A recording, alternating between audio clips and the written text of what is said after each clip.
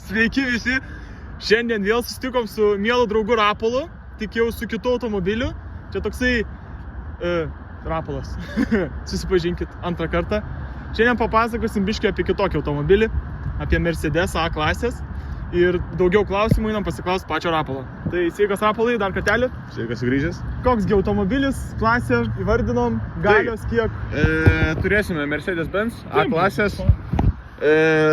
Kilovatų būtų 85, tai toksai daily tiesiog visiškai kuro sąnaudos tobulos, papasakosiu irgi. Nuvažiavo 120 tūkstančių, 270 Nm ir ką, šiaip pirkau už 9 tūkstančius plius minus, investavęs esu kažkur apie gal porą, bet jau per 4 metus tiek investavau ir rinkos kaina nepasikeitė. Supratau, tada pasakyk man geriau, jo. Pasakyk tau išlaikymas pačio automobilio, kaip kasdienis gyvenimas, jeigu kaip daily naudoji, ar pritrūksta kažko, gal gatvį, gal pritrūksta galios, gal pritrūksta išvaizdos, gal patogumo, komforto salone. Tai šiaip dėl išvaizdos, tai didelių nusiskundimų neturiu. Realiai Mersas, tai priekis Merso atrodo visų taip pat realiai beveik, visą laiką gražus. Tai dėl išvaizdos neturiu kažkokių didelių nusiskundimų. Gal šiaip vietos irgi ganėtinai nemažai yra viduje salone, kaip man tokiam dideliam. Tai dėl to užtenka. Vienas minusiukas, aišku, čia yra mechanas, tai mieste su juo daugiausiai važinėjant, tai gal šiek tiek užnisa tas pirmą, antrą pavarą junginėti visą laiką. Bet šiaip didelių nusiskundimų neturiu, išlaikymas yra labai pigus. Aišku, Mercedes klasės tos dalis gal šiek tiek yra brangesnės, tačiau nėra jau kosminės. O dėl pačio to, tai yra dizelis 2 litrų.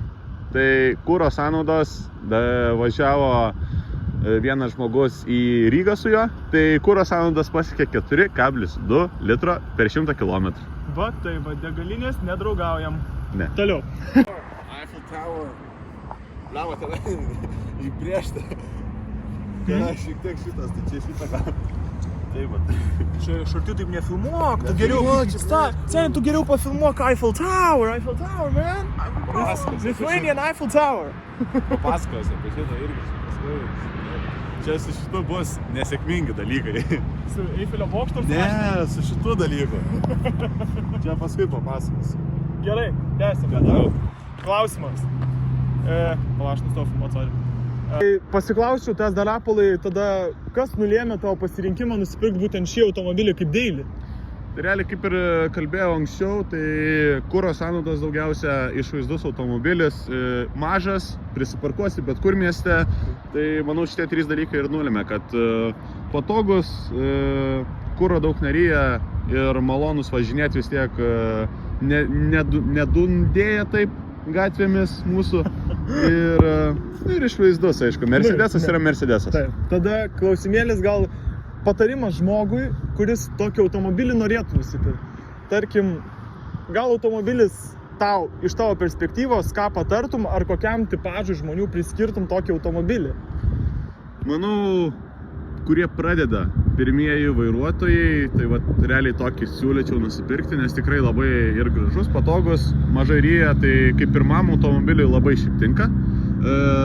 Reikia įsiminti, kad tai yra vis tiek Mercedesas, kur brangesnės yra šiek tiek dalis. Pavyzdžiui, čia va, viena tokia istorija yra, greit galiu papasakoti apie priekinį šitą ženkliuką. Taip. Tai jisai netoksai buvo originaliai, jisai buvo su visas pilnas ženkliukas, kuris turėjo viduj įrangą atstumą palaikyti nuo mašinos, tačiau jisai kainuoja 500 eurų ir jį išimti yra 20 sekundžių, jeigu tu gerai mokys. Tai 2 kartus jau yra tekę keisti. Tai antrą kartą, kai jau išrovė, tai jau pasakiau, ačiū, nereikia. Ir įsidėjau paprastą, išsiprogramavau viską ir viskas dabar su paprastu važinėja, nes labai šiaip pavojinga yra. Ir va tai va 500 eurų minus tiesiog, nes išėmė ženkliuką, nupjauni ladidelį ir viskas. Supratau. Tai va toks šiek tiek porą dalykų reikia įsiminti, kad vis tiek aukštesnės klasės yra automobilis, tai tos dalis galimai bus šiek tiek brangesnės. Nu, Bet tai šiaip žinoma, tikrai tai malonu. prestižas. Taip. Tada sakyk, gal turi dar blogas nuotykis, gal turi ir kokį gerą, tokį linksmą nuotykį su Linksmas automobiliu. nuotykis, šiaip linksmas nuotykis tai yra tai, kad ant šitos mašinos aš ir išmokau vairuoti. Jo, čia buvo mano pati pirmoji mašina, su kuria aš pats vienas mieste atsisėdau ir važiavau be jokios pagalbos, be nieko. Tai čia buvo pirmoji mašina ir ant kurios ir mokinausi vairuoti iš pat pradžių. Taip. Tai šiaip labai įdomu buvo pajusti tą visą mechanizmą, visą mašiną. Tai va čia toksai gal linksmas, o šiaip turiu dar irgi antrą nelinksmą, čia jau kaip papasako apie šitą irgi Taip. nelinksmas. Turim kitą irgi priekį nelinksmą dalyką, čia galite nufilmuoti. Tai čia per tokį vieną mašinų susibūrimą įvyko, čia tokia pas mus draugų grupė yra, bet tenai pavadinimais nesakysim, susitikom su mašinom pasivažinėti ir vienas žmogus nepažįstamas, jisai gal 2 dienas buvo tik teisės išsilaikęs, važiavo ir sustojo vidury. Aš sustojau už jo ir jisai bandė parkuotis ir manęs nepamatė pro galinį veidrodėlį. Nu ir čia vat visos pasekmės yra, įvažiavo, tai šiaip tai mašinai žymiai blogiau, pasiliko žymiai blogiau. Aš galvojau, kai aš pamačiau ir išlipau ir pamačiau jo mašiną, kad pas jį įlenkimas yra kokių gal 5-8 cm gylio. Tai aš galvojau, kad mano mašina jau čia bus labai blogai, bet šiaip Neatrodo blogai.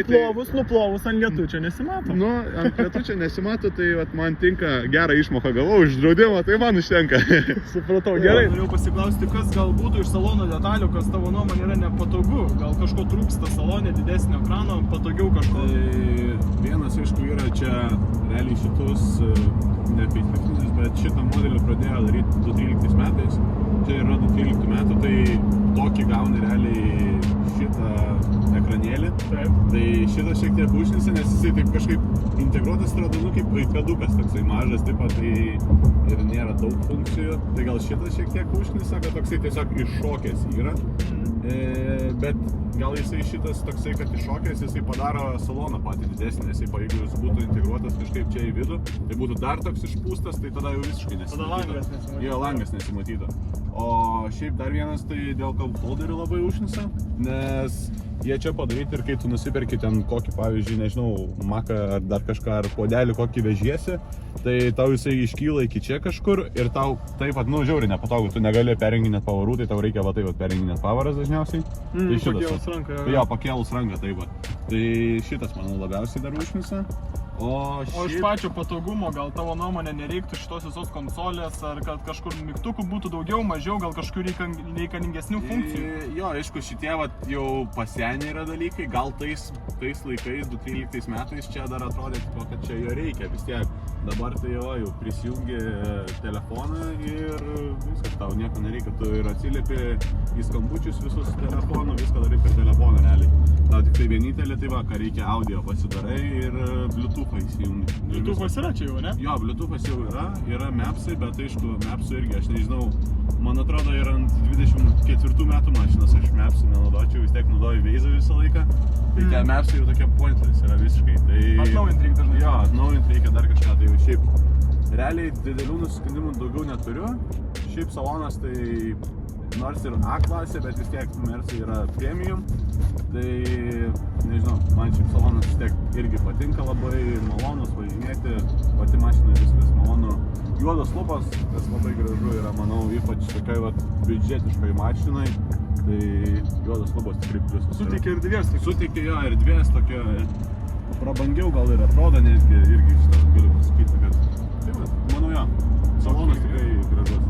Tvarkoja. Tai gal sekantis klausimas tada būtų mažas automobilis A klasė, ar nebūna, kad pritrūksta traukos tau, atvažiuoji greitkelio autostradą ir nebūna, kad nori spustelt gazą ir skrist? Sva mūsų skrydis.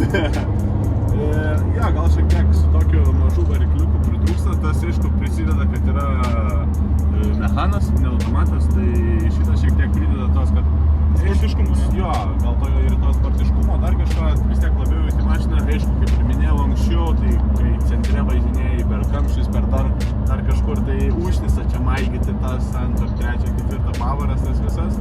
Tai gal šitas užknisa šiek tiek.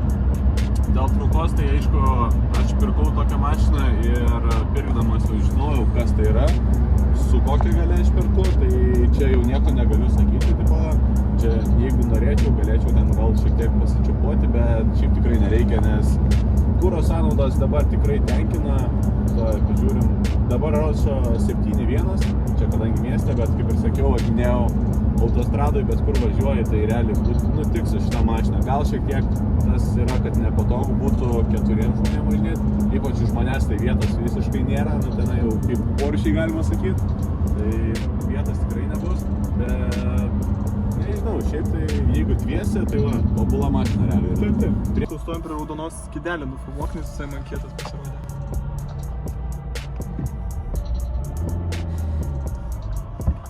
Važiuoju.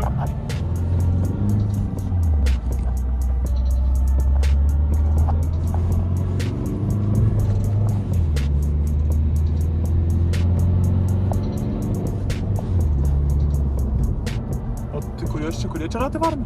Priekis. Tai mes praeitam video pamiršome nufilmuoti outro. Tai dabar dar biški tokie ištinė čia miške. Filmuojam outro ir mes jums tiesiog norime pasakyti, kad nepamirškit pasižiūrėti ir kitos savaitės video.